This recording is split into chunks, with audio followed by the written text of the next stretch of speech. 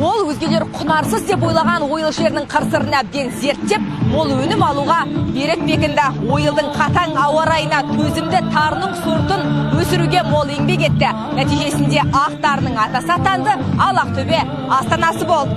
Өңірде жыл сайынғы дәстүр бойынша Ақтөбе ақ тарының астанасы атты этнофестиваль кезекті мәрте ұйымдастырылды.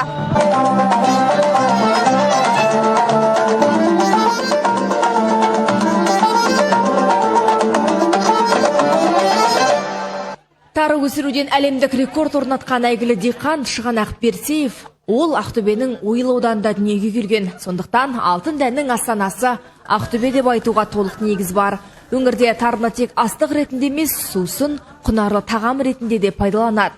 Әсіресе Шығанақтың елінде 50-ден астам ас әзірленеді. Ойыл Шығанақтың жері тарының елі деп аталады. Біздің ауданда аналарымыз, келіндеріміз күнделікті шай дастарханына тар өнімінен 55-тен артық түрлі тағамдар дайындайды. Яғни олардың бірі айран көже, қазақ айтады бидай көже, түн қатқанша тары көже таң атқанша дейді. Болмаса айран көже апталап ішіледі дейді. Яғни айран көженің алыс жолға да, күнделікті тұрмыста да, күнделікті дастарханда да пайдалануға болатын анық айтып тұр. Сонымен бірге сүт ботқа, май талқан, тары бөртпе деген түрлерін әкеліп тұрмыз.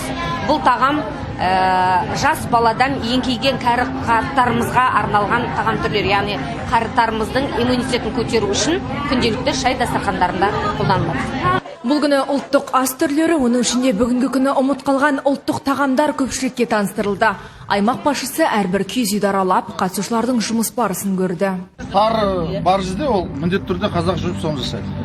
Қазақ бар кезде тары болуға тиісті. Солай ғой. Біз жүрген кезде тарын өсіру керекпіз. Бір-бірімен байланыс болу керек қой. Дәл сондай. Тастамау керек қой негізі. Тастамау керек. Ол қалады. Насихаттау керек. Бізге қалатын кең байтақ жерімізде ата кәсіп. Ал қатысушылар жасалу жолдары, құрамдар мен табиғи маңызын түсіндірді. Арнайы ұшырылады бірінші, одан кейін қазанға салып 60 минуттай қайнатамыз. Яғни оның артық сөктері болса алып тастаймыз. Сосын 60 минуттан кейін өзіңіз қарап отырамыз. Қауызы жарылу керек, оның әбден қайнаған жақсы. Өйткені ол дұрыс қайнамаса, яғни ол қазанға жақсы, тарының құнарлығы көрсетілмейді. Сүзіп аламыз. Сүзгеннен кейін оны кішкене 20 минуттай қоямыз. Сосын қазанға салып қуырамыз. Қуырып алғаннан кейін оны келдекпен түйеміз. Түйіп ұшырамыз. Яғни оның екі әдісі бар. Ақтай қаралайды дейді. Бірінші түйгенде оның қауызы жарылып қараланады. Яғни оны сосын ұшырып алғаннан кейін қайттан тазарылған тарыны қайттан ақтап түйеміз. Міне дайын тары болады осыдан кейін. Бүтін бір жұртқа ашаршылық нәубетінде азық болған астық. Айтайық, елімізде тарының 800-ден астам түрі өсіріледі. Кеңінен тарағаны қырдың қызыл тарысы. Қырдың қызыл тарысы табиғаттың күшімен шығатын, жауын шашынның күшімен шығатын тары. Ал Шығанақ атамыздың тарысы 1943 жылы рекорд жасағанға дейінгі ол суармалы күйінде болды. Ол кәдімгі ақ тары болды. Ақтөбе қаласының Заречный ауылында сол жерде Досманбетов Ринат деген кезіндегі Дәулетжанның немересі, агроном болған атасы, міне соның біздің Шығанақтың қызынан қалған, Ақжібек апамыздан алған 24 түйір дәннен қазіргі Ақтөбенің Заречныйде өзінің үйінде шаңырағында ақтарыны өсіріп отыр. Атақты диқанның ізін жалғап, ақтарыны бүгінгі күні ақтөбелік Ринат Досманбетов өз ауласында өсіреді. Әжесінің есік сандығынан қалған тары дәнегін тауып алған сәттен ақ құрамын зерттеп, қызығушылық танытқан.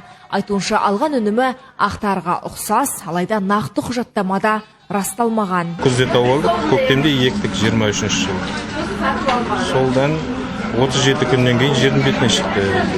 Ол тарыны 3 рет оруға болатынын білген жоқпыз. Біз соңына дейін күттік.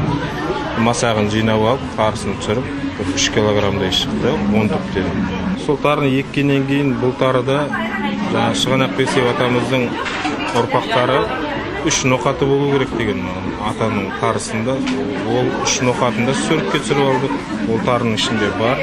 Ақтөбе аспаны жауынды болса да, жиналған жұртшылық фестивальді қызыға тамашалады. Қолшатыр ұстаған қала тұрғындары теріден, киізден, ағаштан және жүннен жасалған авторлық жұмыстарда шеберлер әзірлеген қолөнер бұйымдарын, зергерлік өнер туындыларын тамашалады.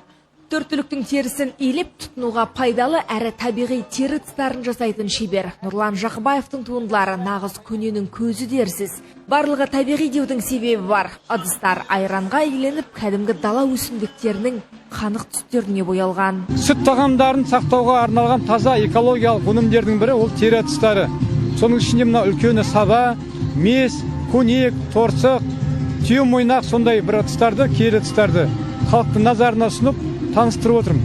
Тері өңдеу процесінде барлығы ежелгі дәстүрлі технологияға негізделген терінің өңдеу процесі, теріні тігу және содан жасалатын бұйымдардың сыртқы бояуларына дейін табиғи бояумен өңделген, айранмен иленген терілер, сол дәстүрлі технология, дәстүрлі стиль, дәстүрлі дизайнмен жасалған. Гастрофестивальге жиналғандарға арнап жырдан шашу шашылды, мәдени мұралар насихатталды, этно киімдер шеруі өткізіліп, бұрымды арулар анықталды. Эльмира Көшекбай, Азамат Сауханов, Арман Досмағамбетов, Ақтөбе телеарнасы.